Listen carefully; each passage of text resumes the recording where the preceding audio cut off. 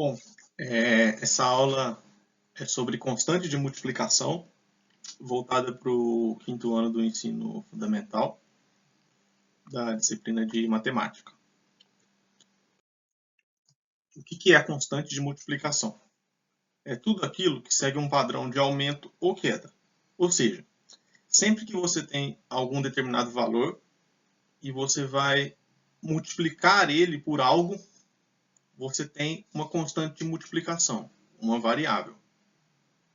Então, o seu valor vai variar de acordo com essa constante que está sendo multiplicada. É uma conta relativamente simples, mas é importante percebê-la no dia a dia. Então, por que a gente fala que ela pode ser de aumento ou de queda? Simplesmente porque se ela for igual a 1, o valor se mantém, correto? Qualquer número multiplicado por 1 é ele mesmo. Quando você tem qualquer número multiplicado por mais do que 1, você teve um aumento obrigatoriamente. Então, todo valor multiplicado por um número maior do que 1 é maior do que o anterior. Correto? E quando você multiplica por um número menor do que 1, ou seja, entre 0 e 1, aqui não estamos levando em consideração números negativos, estamos falando apenas da constante de multiplicação, o sinal não vai interferir nesse primeiro momento. Então, quando você tem uma multiplicação entre 0 e 1, você tem uma queda do valor inicial. Qualquer número multiplicado por um valor entre 0 e 1 é menos. Quer ver? Você tem 5 multiplicado por 1 é 5. 5 multiplicado por 2 é 10. Aumentou. 5 multiplicado por meio é 2,5. Certo? Então, essa vai ser uma constante na matemática muito óbvia. Então, onde que a gente vai ter essa prática, né, no dia a dia? Alimentos que são vendidos por peso ou por unidade. Né? Quando você vai comprar alguma coisa que ela custa, uma carne, que ela custa R$30 o quilo, né? A variável está sendo, vai ser a constante variável vai ser essa R$30 por quilo multiplicado pelo peso da carne que você comprou, ou por unidade. Então, quando você vai comprar uma pasta de dente que custa R$2 a unidade, você vai multiplicar quantas você pegou pelo valor da unidade. Então, temos uma constante de multiplicação aí, que é o valor do produto. Tarifas de energia e de água são cobradas como? A água por metro cúbico e a energia por quilowatt-hora. Então, são medidas determinadas pelas concessionárias que vão te tarifar o seu uso de água e energia.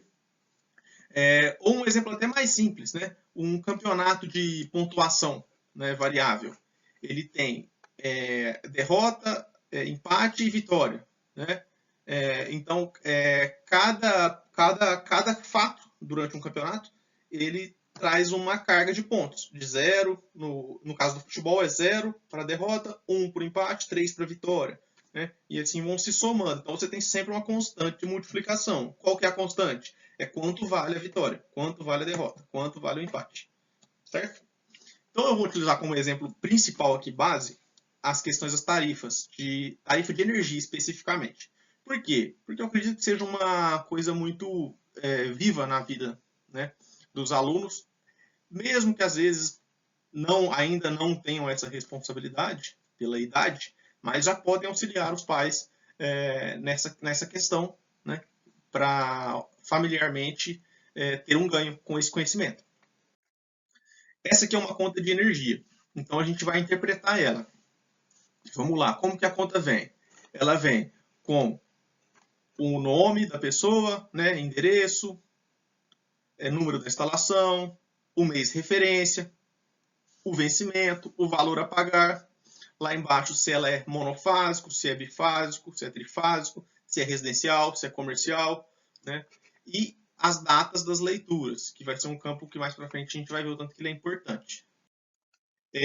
Seguindo a conta, você tem lá o valor do quilowatt, a quantidade, a unidade, na verdade, né, primeiro, quilowatt-hora, que é a unidade que a concessionária de energia tarifa, aqui em Minas Gerais é a CEMIG, a quantidade de quilowatts-horas consumidos no mês e o preço desse quilowatt-hora. Então, aqui em Minas Gerais, a CEMIG cobra 1,00872125, que é o preço unitário do quilowatt-hora.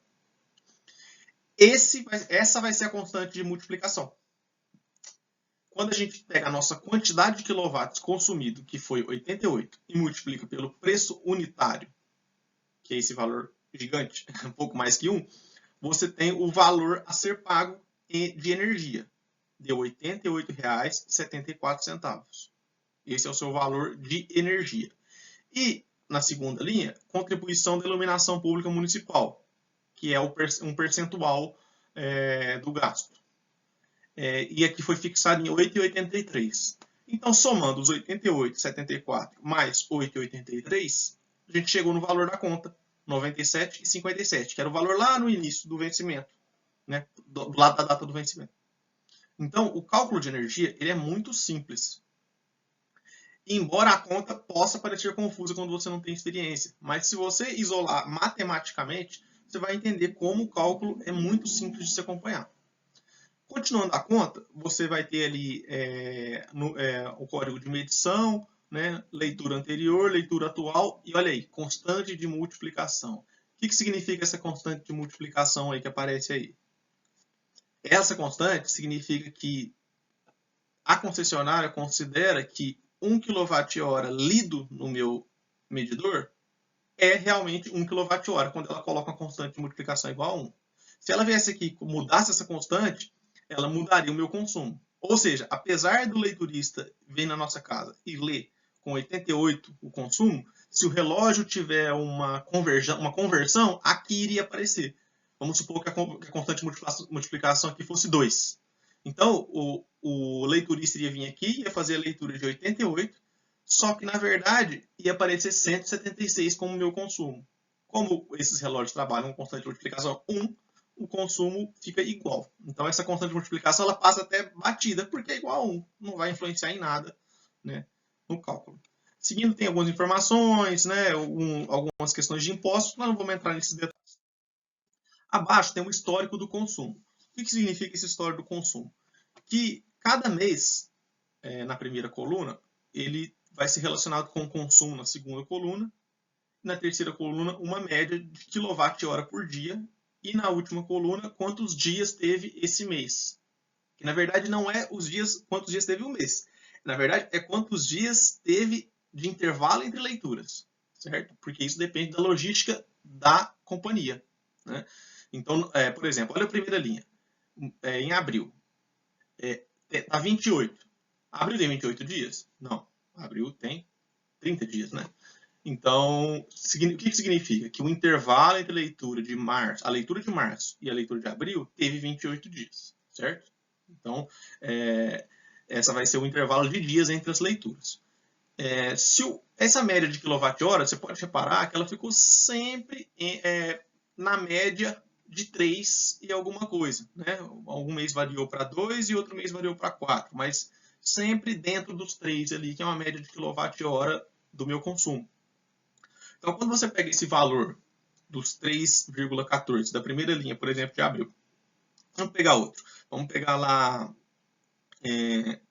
3,13 lá do mês de agosto do ano passado, 2024. E multiplicar pelos 30 dias, que foi o intervalo de leituras do mês de agosto. Aliás, mês de julho, né, que eu estou lendo. Isso mesmo, julho de 2024. Então, 3,13 vezes os 30, você vai chegar nos 94, que foi o consumo de julho, né? A gente está fazendo o caminho reverso, matematicamente falando. Seguindo, a gente tem o histórico energético. O que significa? Esse gráfico mostra que o consumo energético aqui foi variado nesse gráfico de barras. Então, esse gráfico vai mostrar que o meu consumo está entre 80 e 110 kW nessa faixa, sempre nessa faixa. Vai oscilar, tem oscilações de acordo com o mês, mas vai estar nessa faixa. E esse mesmo histórico energético tem o histórico energético monetário, né? Que ele está fixando em valores. Então, as contas aqui, se a gente pegar o gráfico, o eixo da esquerda, ele vai te mostrar que está entre 100 e R$130, mais ou menos, as tarifações aqui. Às vezes algumas vai ser um pouco abaixo de 100, como no primeiro exemplo, que é o 97. Então, esse gráfico aqui vai mostrar o consumo de novembro, dezembro, janeiro, fevereiro, março, abril, monetariamente falando. Eu recomendo aqui algumas atenções. Por exemplo, ó, no mês de abril, o vencimento, você tem a referência do mês e o vencimento. E aí você tem lá energia, tipo de medição, o número da medição e depois um campo muito importante que eu comentei lá no início. A leitura anterior, 1835. Leitura atual, 1923. Quando você olha isso, a sua mente deve fazer essa conexão lógica de que se a leitura atual significa que no dia que o leiturista compareceu na sua casa e leu 1923 no seu relógio, e a leitura anterior era 1835, se você fazer uma conta de subtração, você vai chegar nos 88, que foi o consumo. E é isso que o coletor dele faz. Basicamente é isso. Então ele vai informar o número que está lá no relógio e o coletor tem um número anterior para fazer esse parâmetro, esse cálculo. Certo? Por que eu coloquei aqui abril e março? Abaixo está de março. Porque isso é uma coisa que você pode fazer todo mês quando a conta de energia chegar para você, ou na caixa de correio, ou no e-mail. Você olhar se aquela leitura atual que está ali, está lá no seu relógio. Porque essa leitura, o dia que a pessoa leu a sua energia, tem que estar esse valor. Ou próximo a ele, pode aumentar um pouquinho. Mas tem que estar bem próximo a ele, senão temos um erro de leitura. E aí você pode informar a concessionária para evitar esse erro de leitura te prejudicar. Como o erro de leitura te prejudica? Lá na frente, você vai ter que pagar um consumo que você não teve. Porque você só paga o que você consome, mas dependendo do recorte que for feito, às vezes você vai estar numa faixa de tarifação mínima e você teve um consumo um pouco maior que estaria na mínima também. Mas, como a leitura foi feita errada, no mês seguinte, o seu gasto vai ser muito grande. Então você vai pagar, tarifariamente falando, mais alto. Né? Então é bom conferir o relógio e aí olha para você ver, no mês de março, qual que era a leitura atual no mês de março? 1835. Quando você vai no de abril, qual que é a leitura anterior? Os mesmos 1835. Então temos uma coerência. É isso que a gente precisa observar sempre. E olhar no relógio se está no 1923, que é a data da leitura mais recente. Aqui tem um exercício para a gente ver se a gente fixou essa questão da constante de multiplicação. Vamos lá. Quais são os dados que eu retirei de uma conta? Essa conta ela está me falando que a unidade continua sendo quilowatt-hora, que a energia elétrica consumida foi uma quantidade de 115 kWh. E que eu tenho um preço de 1,01703171. Preço unitário do quilowatt-hora em reais. Qual que vai ser o cálculo que nós vamos fazer aqui? Nós vamos fazer uma multiplicação. Então, esse meu valor gigante ele é a minha constante de multiplicação. E a minha quantidade de quilowatt-horas é a variável do meu consumo. Então, vamos lá. Se eu fizer 1,01703171 vezes os 115, você vai chegar num valor. E esse valor vai ser somado com a tarifa de contribuição da iluminação pública, que ali está falando que é R$19,39. Correto? E esse valor final, essa soma vai me gerar um valor final da minha conta de energia. Então, é isso que eu quero que você chegue nesse exercício. Qual que vai ser o valor cobrado nessa conta que é referente ao mês de março. Correto?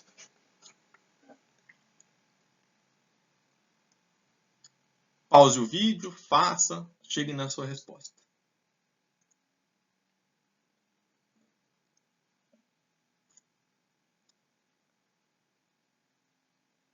Para quem chegou na resposta da letra A, está correto.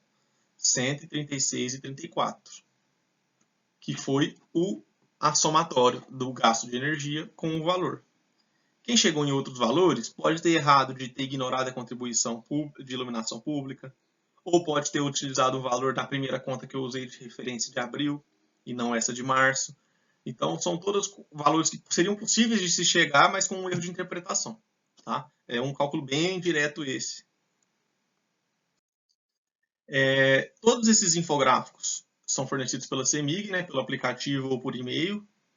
E essa pergunta, né, esse exercício, ele está disponível para ser feito enquanto quiz no site que eu disponibilizei aqui também.